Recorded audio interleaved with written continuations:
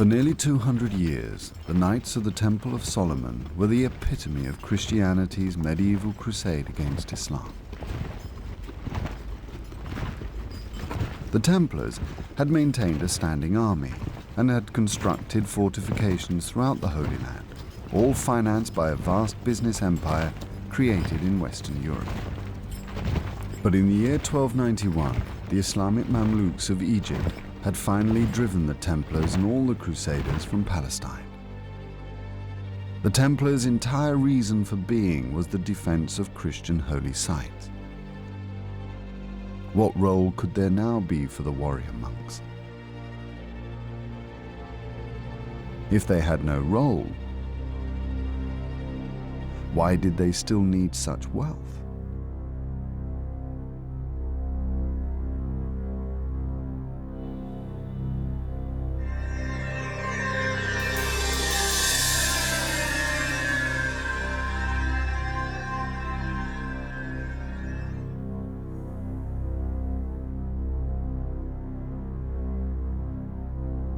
The triumph of Islam over the Christians in the Holy Land was a blow to Western European prestige, but not a total catastrophe. Enthusiasm for major crusades had declined over the last century, as the Christians had suffered defeat after defeat.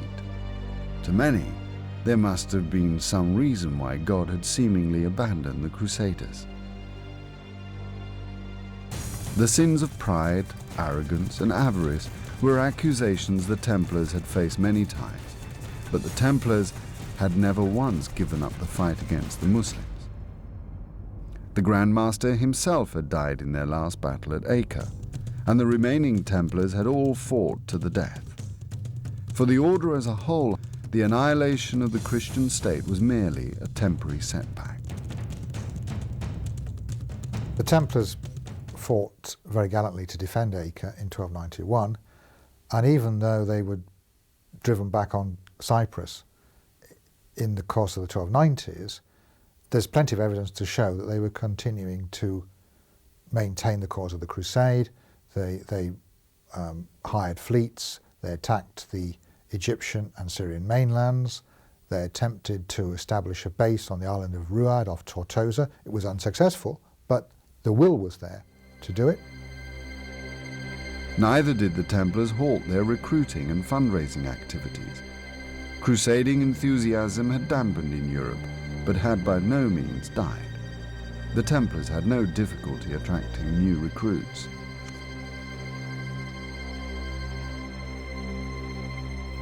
An individual's motivation for joining one of the military orders, I am quite sure, was almost entirely religious. So if he succeeded in saving his soul, then from his point of view, he was victorious. The fact that he had lost a battle, lost a fight, that the Crusader states had fallen was, I won't say secondary, it was a disaster. But as far as the individual motivation of a recruit is concerned, if he fought and died in the cause that he believed in and went to heaven, then he, as an individual, was victorious. With a new headquarters in Cyprus, new recruits, a highly productive network still providing immense funds, the Order of the Temple continued its 200-year-old struggle against Islam. After each catastrophe, the resilient Templars had always regrouped and returned to the fray.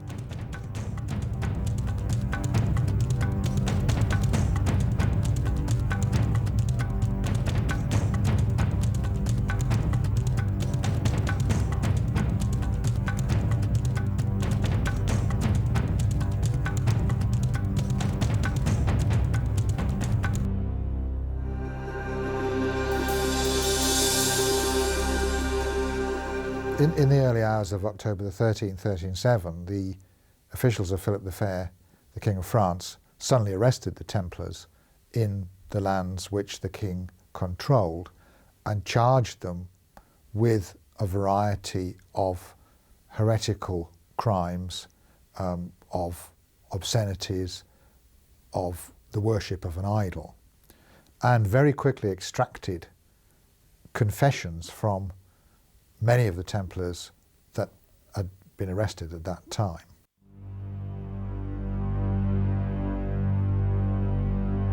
The charges brought against the Templars could not possibly be more serious. They included treason with the Muslims, worshipping an idol, denying Jesus Christ, spitting on the cross, sleeping with the devil, eating the ashes of their dead, impregnating virgins, and various homosexual activities. If the Templar Knights were found guilty of any one of these crimes, they would be burned alive.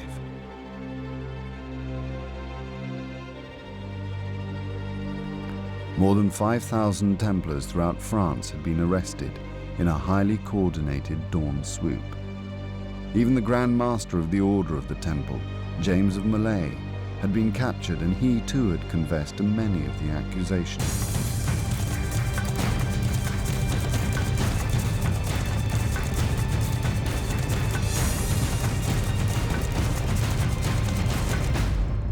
Could one of the most respected orders of the Church really have been a secret society of devil worshippers?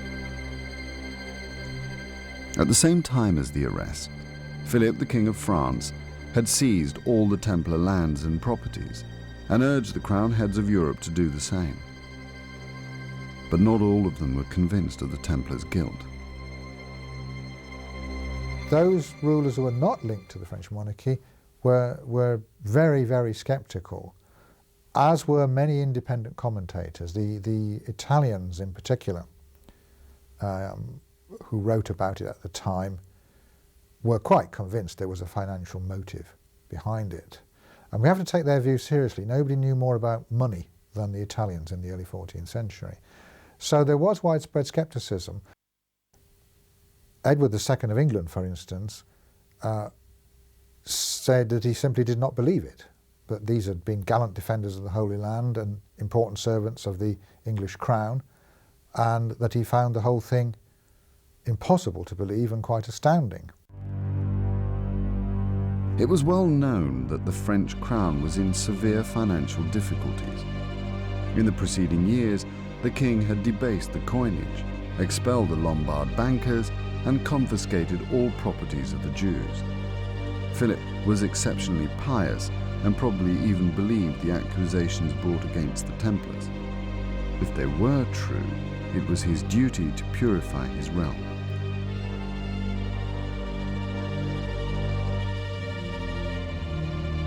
The arrest of the Templars, however, was a long-awaited opportunity for the king to assert his dominance over an increasingly weak papacy.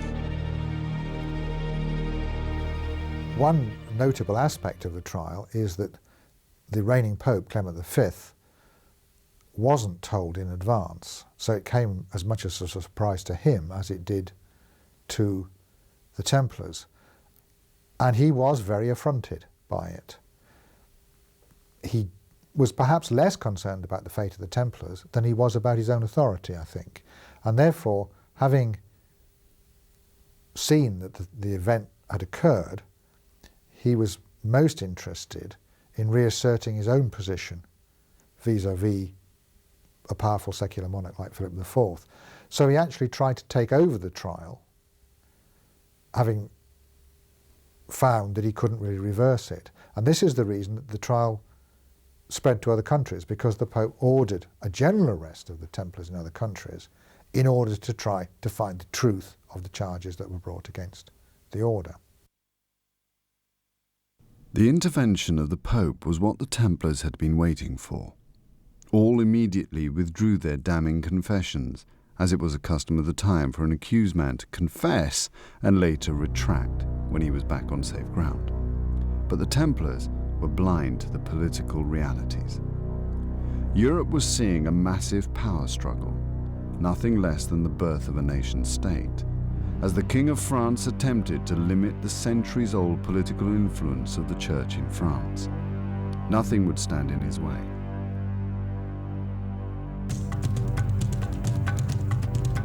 King Philip was set on destroying the Templars and had launched an enormous public relations offensive, circulating the sensational confessions throughout his kingdom. To the people of medieval France and Europe, news of the blasphemous Templar confessions was profoundly shocking. Even today, many people still believe that these confessions must have contained at least a grain of truth.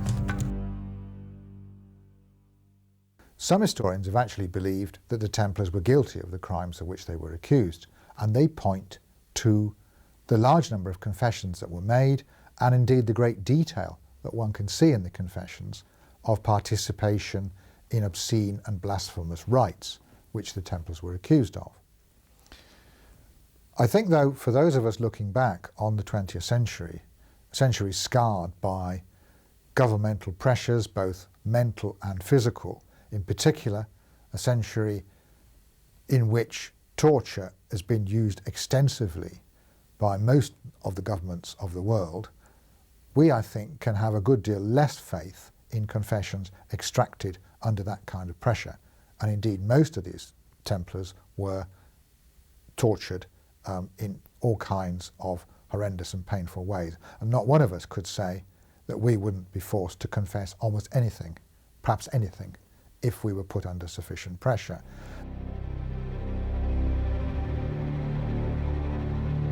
The confessions were damning evidence enough, but following 2 centuries of suspicion and rumour, they found fertile ground in the minds of many Europeans.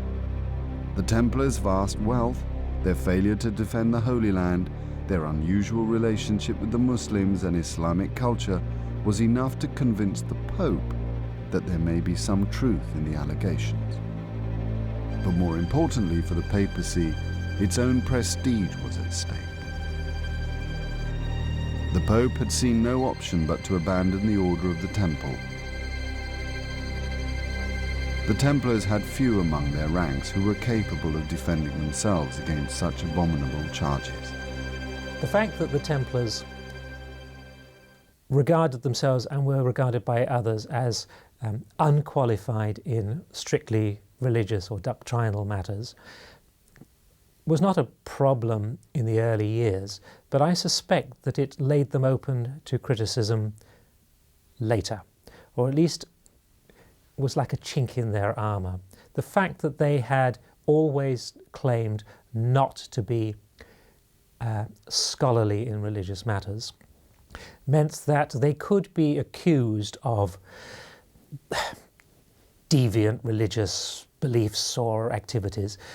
And they would find it very, very difficult to justify themselves or to explain this, because in the past they had never claimed any knowledge.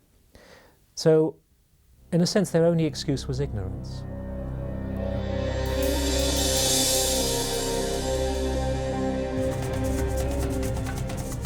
The trial of the Templars took 5 years. Midway through, the King of France had 54 Templars burned as relapsed heretics, quickly ending a brief but spirited Templar defense.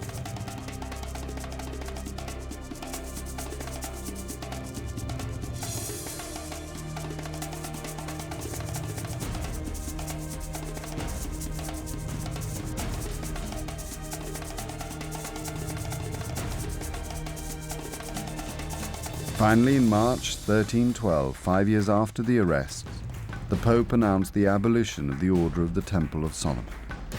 All of their vast lands and treasure were handed over to the Knights Hospitaller, much to the fury of the French king. Philip immediately sued the Hospitallers for the legal costs of the trial. All of Europe was stunned. The abolition of the Templars was unprecedented. Many still refused to believe the Templars' guilt, but Europe's crowns could not resist the rich pickings of the Templar properties. In England, for instance, Edward II took over the Templar lands and the Templar treasury, and he made assignments on these lands and on this money. And although in the long term, once the Templars were suppressed in 1312, the property was transferred to the Hospitallers. We know from Hospitaller records that the Order of the Hospital was still trying to get hold of lands that Edward II had assigned to political friends and political favourites of his in the late 1330s. We know from hospitaller inventories that that's the case. So once the process had started, it was equally damaging to the temple in those countries where the monarchs had, in the first place, been quite sceptical of their guilt.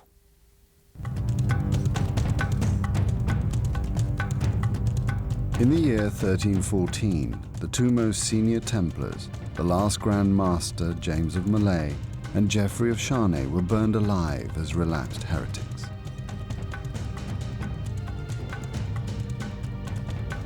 Ordinary knights who confessed and repented were given prison sentences and were then allowed to join other orders.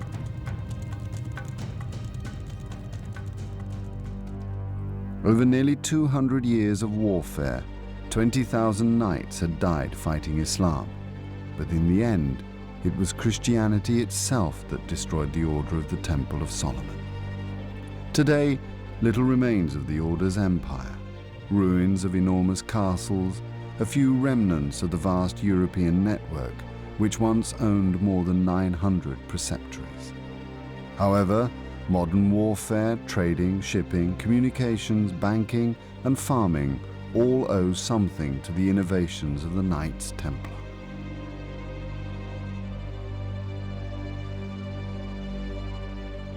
The history of the Templars taken overall is a very neat story of rise and fall, of initial popularity, of initial humility, which turned into overweening power, arrogance and avarice, ultimately leading to their trial. In fact, I don't think that that is a very good way of looking at their history. I think that we are far too much influenced by the fact they were brought to trial. All the time, therefore, if one's trying to examine the history of the Templars in the course of the 12th and 13th centuries, one must try to do it without bearing in mind the trial that occurred, to try to think as if the trial never happened, and then look at the history of the Templars. And I think one would find it would look rather different, because in my view, the trial was not a direct consequence of any actions or omissions that could be laid at the Templars' door in the period from the 1290s onwards. I think that the action against the Templars in the trial was largely generated by circumstances within France, and in particular circumstances within the Capetian government at that particular time.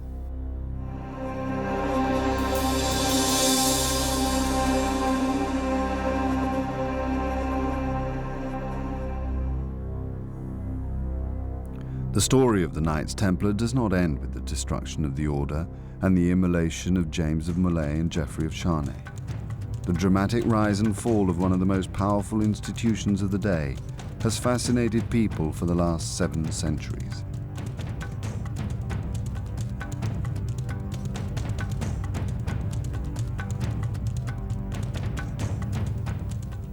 The fact that they were brought to trial in 1307 and eventually suppressed in 1312 inevitably colours the way that we look at them. And then in turn, the way that they've been written about, in particular I think by Sir Walter Scott in the novel Ivanhoe, which was published in 1819, has helped to reinforce the idea of the arrogant, overconfident, overbearing Templar who was nevertheless also the possessor of mysterious, esoteric, anti-Christian secrets. Soon after the abolition of the Knights Templar, legends grew up of escaped Templars, secret societies, hidden treasure, mysterious scrolls, and strange connections to some of the world's greatest religious icons. One of the reasons, I think, for the continuing fascination with the Templars is that they have a long after history, which begins almost immediately with the burning of James of Molay and Geoffrey of Charnay in Paris as relapsed heretics in 1314. Various chroniclers claimed that Molay had brought a curse down upon the Capetian house and in particular upon Philip the Fair, as well as upon Clement V, calling upon the vengeance of God to bring them before the tribunal of heaven within the year. Of course, it was easy for them to say this because both Philip the Fair and Clement V did actually die within the year. So one could make it look as if that really did make sense. But those dramatic ideas that one sees in near contemporary chronicles have since been embroidered and developed by other people seeking sensationalism, seeking a story that continues after the Templar sensational end. In my view, there's no substance in any of these stories, but that doesn't stop them being used by different people in different periods for their own purposes, and this continues right down to the present day.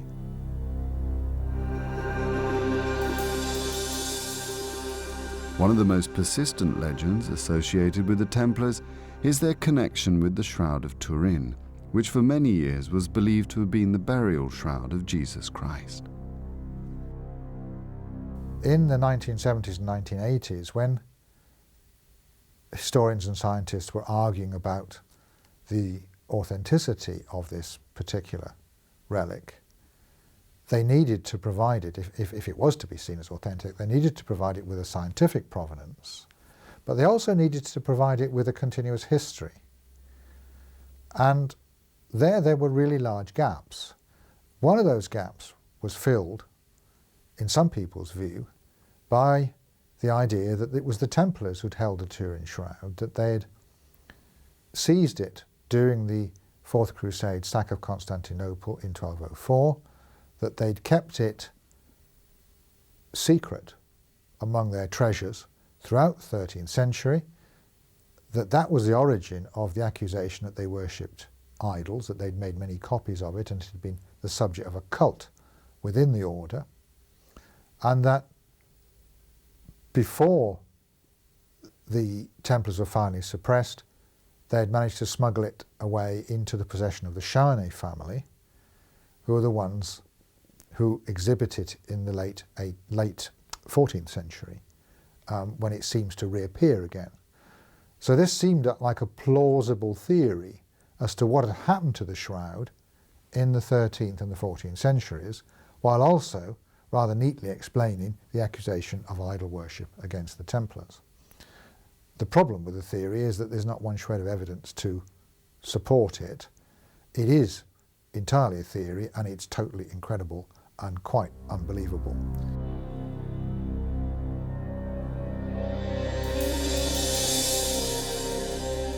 The legend of the Order of the Temple of Solomon lives on through the activities of thousands of modern Templar societies all over the world.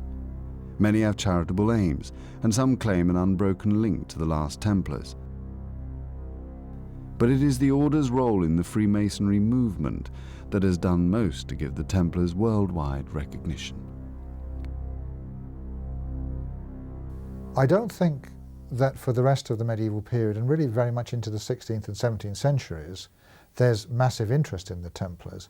Where it really revives is in the 18th century, with the growth of Masonic orders, who liked to believe that they were directly linked to the Temple of Solomon and to the Masons who had supposedly built the Temple of Solomon.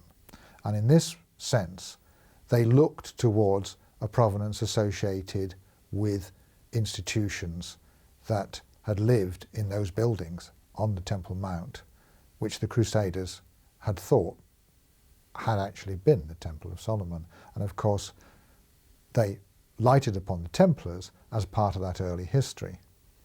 Given that these Masonic orders also sought a provenance for themselves, as most new institutions do, it seemed logical to see the Templars as being part of that system of esoteric ideas and secret ideas which they liked to believe that they were guardians of, and which they might have believed were suppressed by the regime of Philip the Fair and the papal monarchy as represented by Clement V. So I think that the real revival in Templar interest comes as a consequence of the Masons, particularly the German Masons, from about the 1760s onwards.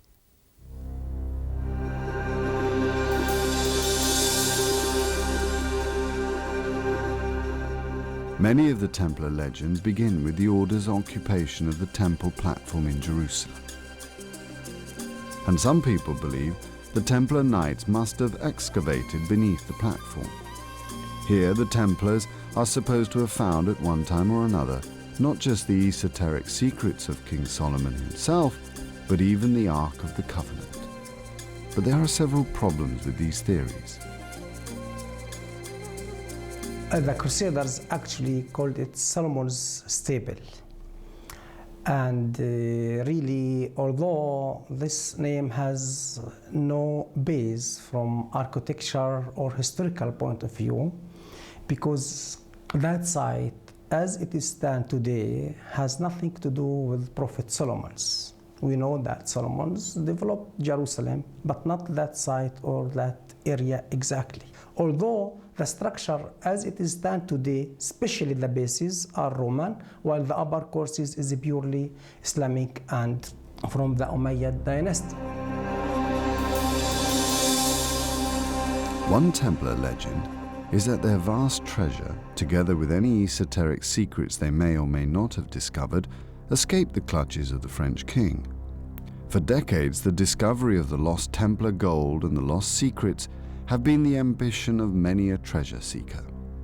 Rosslyn Chapel in Scotland, which is the heart of Scottish Freemasonry, is also believed by many to hold those Templar treasures which must have eluded the King of France.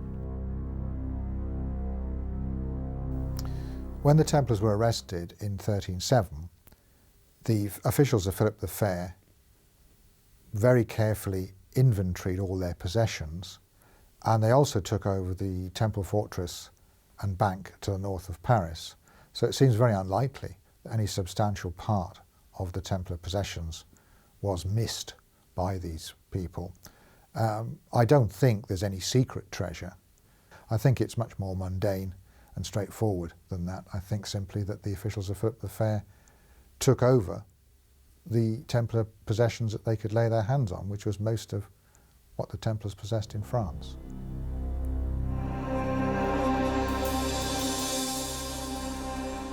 The legend of the Knights Templar expands every year as new theories are published, each seeking to prove conclusively that the Templars really are connected to history's most famous names and places. At one time or another, the Templars have been associated with not just the Ark of the Covenant and the Holy Grail, but even the discovery of America a century before Columbus.